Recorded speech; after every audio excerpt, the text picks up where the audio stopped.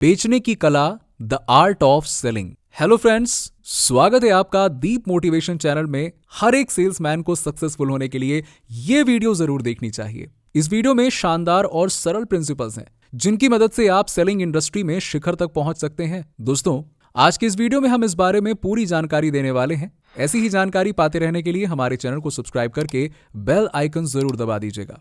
आइए आगे बढ़ते हैं और बताते हैं शुरू से। Number 1, persuade, don't just convince. Prospects convinced हो जाते हैं कि उनकी एक स्पष्ट जरूरत है जिसे आपका प्रोडक्ट या सर्विस पूरा करता है, लेकिन वो सेल क्लोज करने का अगला स्टेप नहीं उठाते हैं। The art of persuasion sales का साधन है, और यहां परसुएशन का यूज नेगेटिव अर्थों में नहीं, लेकिन एक पॉजिटिव अर्थ में, एक मीनिंगफुल संवाद में कस्टमर को शामिल करना है।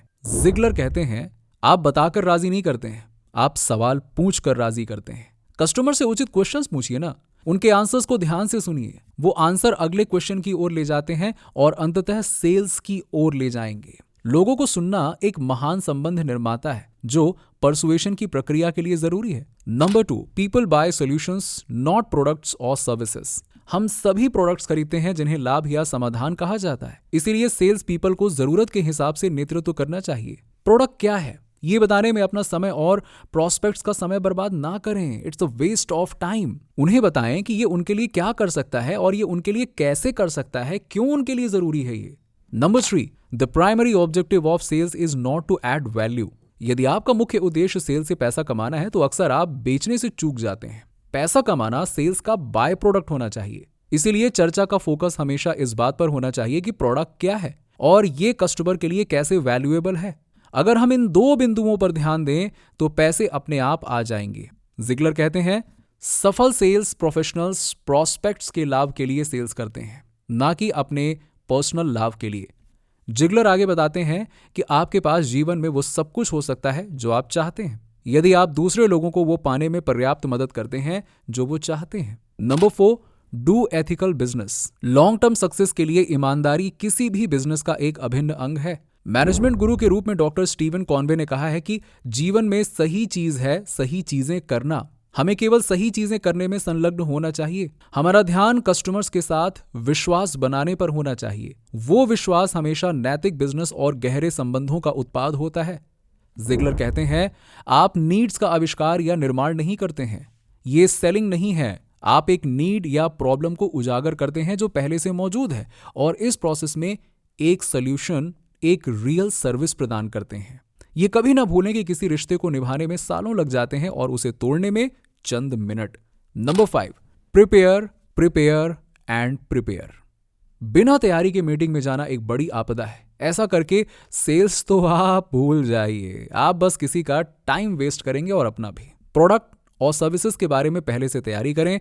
कस्टमर, उसके बिजनेस और उनकी आवश्यकताओं पर रिसर्च करने में टाइम स्पेंड करें। क्वेश्चंस की लिस्ट पहले से बना लें। मीटिंग का उद्देश्य स्पष्ट रखें, ध्यान से सुनें, नोट्स बनाएं। अगले चरणों के साथ मीटिंग समाप्त करें। सिंपल। अपने कस्टमर से जो वादा किया था उसे कभी ना भूलें, वो बहुत इंपॉर्टेंट है। लोगों को हमेशा याद रहता है कि आपने उनसे क्या वादा किया था और आपने उन्हें क्या दिया है, और इसी हिसाब से वो आपको जज करते हैं और अपने अगले स्टेप्स लेते हैं।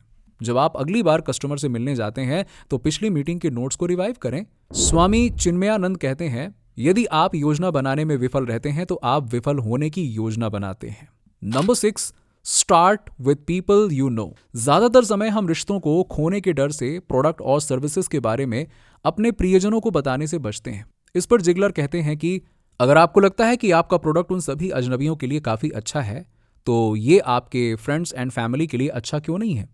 यदि आप जो बेच रहे हैं वो आपके फ्रेंड्स एंड फैमिली के लिए अच्छा नहीं है तो आप इसे बेच ही क्यों रहे हैं? अगर ये अच्छा है तो आप इसे उन लोगों से दूर क्यों रखना चाहेंगे जिनकी आप सबसे ज्यादा परवाह करते हैं? Number 7, build on the positives in life. मन की पॉजिटिव कंडीशनिंग सक्सेस का एक बहुत बड़ा साधन है। पास्ट के इंप्रेशंस प्रेजेंट पर असर डालते हैं, इसीलिए पास्ट के सभी तथाकथित पॉजिटिव इंप्रेशंस को दूर करें और पॉजिटिव इंप्रेशंस पर फ्यूचर का निर्माण करें। यह आसान नहीं है, लेकिन प्रैक्टिस से मदद मिलेगी। याद रखें, सक्सेस ही सक्सेस की ओर ले जाती है। स्वामी विवेकानंद ने कहा था, यदि आप सोचते हैं कि आप कर सकते हैं तो आप कर सकते हैं, और यदि आप सोचते हैं कि आप नहीं कर सकते हैं तो आप नहीं कर सकते हैं। किसी भी तरह से आप सही हो। यह भी याद रखें, जब लोग आपसे कुछ खरीदने से मना कर दें, वो बिजनेस प्रपोजल को रिजेक्ट करते हैं, ना कि आपको पर्सनल लेवल पर। जिगलर कहते हैं, जब आपके प्रोस्पेक्ट्स ना कहते हैं तो इसका कारण अक्सर ये होता है कि वो हाँ कहने के लिए पर्याप्त जानते नहीं हैं। अपने कस्टमर्स को नहीं से जानने और अंत में हाँ में ले जाने के लिए उनकी आकांक्षाओं, महत्वाकांक्षाओं और प्रेरणाओं की समझ और उन्हें संतुष्ट करने के लिए आपके प्रोडक्ट या सर्विस की क्षमता की आवश्यकता होती है। Number 8, balance emotions and logic in discussions. हम में से ज्यादातर तार्किक निर्णय लेने का दावा करते हैं, लेकिन रियलिटी यह है कि हम आमतौर पर भावनात्मक निर्णय लेते हैं। इसलिए सेल्स प्रोसेस में भावना और तर्क को जोड़ना समझ में आता है। टेलीविजन पर एडवर्टीजमेंट इसका जीता जागता सबूत है। जिगलर कहते हैं, भावनाएं प्रोस्पेक्ट्स को अभी एक्शन में लेने के लिए और तर्क उन्हें बाद में अपनी खरीद को सही ठहराने में सक्षम बनाता है। Number 9, price not on a cost plus basis but on a value creation basis.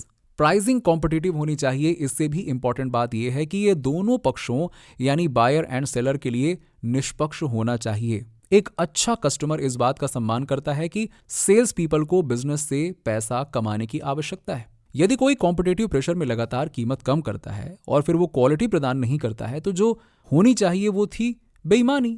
Customer के लिए अपने प्रोडक्ट या सर्विस की वैल्यू के आधार पर प्राइसिंग पर टिके रहें और कस्टमर के लिए वैल्यू क्रिएशन पर फोकस करें। आप लंबे समय में जीतेंगे। Number 10, identify the decision maker clearly. कई बार सेल्स पर्सन गैर निर्णय निर्माताओं यानी कि नॉन डिसीजन मेकर्स के साथ बातचीत करने में काफी समय बिताते हैं। उन्हें कन्विंस करने की कोशिश करते रहते हैं। एक बकवास प्लान को शानदार ढंग से एग्जीक्यूट करने का कोई मतलब नहीं है। ऐसे लोगों के साथ समय बिताने का कोई मतलब नहीं है जो ना तो डिसीजन मेकर हैं और ना ही डिसीजन इनेबलर हैं। इसीलिए एक सेल्स पर्सन का पहला काम डिसीजन मेकर की पहचान करना और फिर डिस्कशन को संचालित करना होता है। दोस्तों, आपके क्या विचार हैं इस वीडियो के बारे में? नीचे हमें कमेंट सेक्शन में कमेंट करके जरूर बताइए। अगर वीडियो अच्छा लगा हो तो इसे लाइक करने के साथ साथ अपने दोस्तों और रिश्तेदारों के साथ में जरूर शेयर करें और ऐसी ही जानकारी पाने के लिए हमारे चैनल को सब्सक्राइब करके बेल आइकन जरूर दबा दीजिएगा।